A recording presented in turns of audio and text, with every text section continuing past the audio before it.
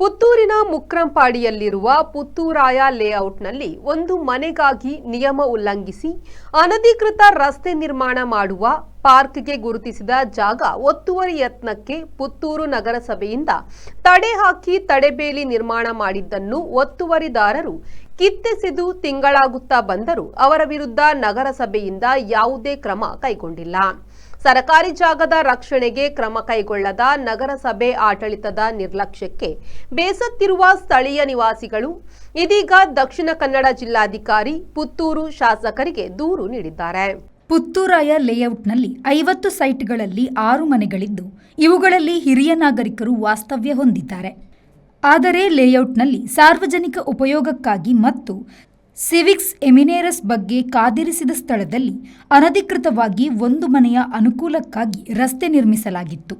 ಅವರಿಗೆ ಬೇರೆ ರಸ್ತೆ ಇದ್ದರೂ ಸಾರ್ವಜನಿಕ ಉಪಯೋಗದ ಜಾಗದಲ್ಲಿ ಒತ್ತಾಯಪೂರ್ವಕವಾಗಿ ರಸ್ತೆ ನಿರ್ಮಿಸಲಾಗುತ್ತಿದೆ ಎನ್ನುವ ಆರೋಪ ಸ್ಥಳೀಯರಿಂದ ವ್ಯಕ್ತವಾಗಿತ್ತು.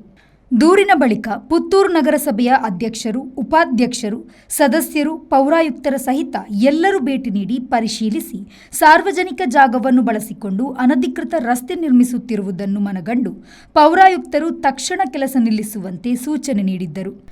ಆದರೆ ಅನಧಿಕೃತ ರಸ್ತೆ ನಿರ್ಮಿಸುವವರು ಕ್ಯಾರೆ ಎನ್ನದೆ ಕೆಲಸವನ್ನು ಮುಂದುವರೆಸಿದಾಗ ನಗರಸಭಾ ಪೌರಾಯುಕ್ತ ಮಧು ಎಸ್ ಮನೋಹರ್ ನೇತೃತ್ವದ ತಂಡ ಫೆಬ್ರವರಿ 3ರಂದು ಸ್ಥಳಕ್ಕೆ ಭೇಟಿ ನೀಡಿ ಫೆಬ್ರವರಿ 5ರಂದು ಪೊಲೀಸ್ ಸಿಬ್ಬಂದಿ ಸಹಿತ ನಗರಸಭೆ ಅಧಿಕಾರಿಗಳು ಆಗಮಿಸಿ ತಂತಿ ಬೇಲಿಯನ್ನು ಅಳವಡಿಸಲಾಗಿತ್ತು.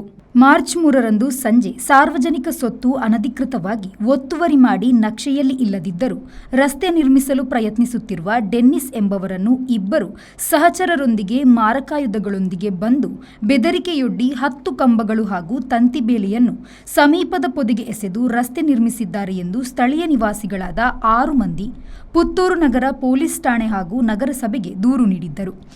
ಇದೀಗ ಸ್ಥಳೀಯ 6 ಮಂದಿ ದಕ್ಷಿಣ ಕನ್ನಡ ಜಿಲ್ಲಾಧಿಕಾರಿ, ಪುತ್ತೂರು ಶಾಸಕರು, ಪುತ್ತೂರು ಸಹಾಯಕ ಆಯುಕ್ತರು ಪುಡಾಕ್ಕೆ ದೂರು ನೀಡಿ ಸಾರ್ವಜನಿಕ ಆಸ್ತಿ ಹಾನಿ ತಡೆ ಕಾಯ್ದೆ ಸೆಕ್ಷನ್ 301 ಮತ್ತು ಭಾರತೀಯ ನ್ಯಾಯ ಸಂಹಿತೆ ಸೆಕ್ಷನ್ 351(1)(2) ಅಡಿಯಲ್ಲಿ ಆರೋಪಿ ಡೆನ್ನಿಸ್ ಎಂಬಾತನ ವಿರುದ್ಧ ಕ್ರಮ ಕೈಗೊಳ್ಳುವಂತೆ ಆಗ್ರಹಿಸಿದ್ದಾರೆ. ಜೊತೆಗೆ ಲೋಕಾಯುಕ್ತ ತನಿಖೆಗೂ ಆಗ್ರಹಿಸಿ ದೂರು ನೀಡಲು ನಿರ್ಧರಿಸಿದ್ದಾರೆ. Anish, V4 news, Puttur.